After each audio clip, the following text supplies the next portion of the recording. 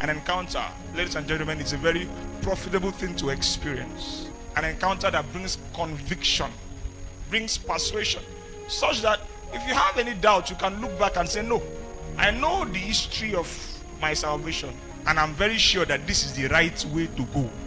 The best way to start a walk with God is to begin with that kind of encounter. It's a very good capital for the business of walking with God. I'm not saying you cannot be a Christian without it, but I'm saying that it will aid you in the journey of life. While an encounter is a very useful thing to experience, an encounter is not all that there is to the Christian walk.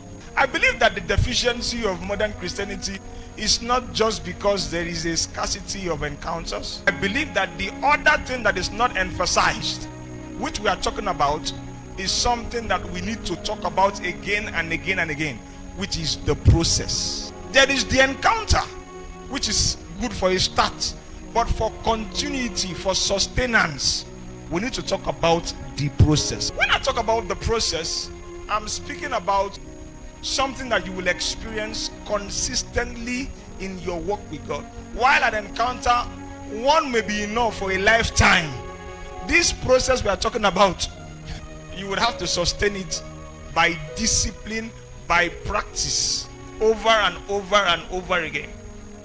Moses was a great man not just because he had an encounter with God. Paul was a great apostle not just because of the initial encounter in Acts chapter 9. There was a process that eventually made these men. An encounter is not enough. As profitable as an encounter is, the process is actually what does the making.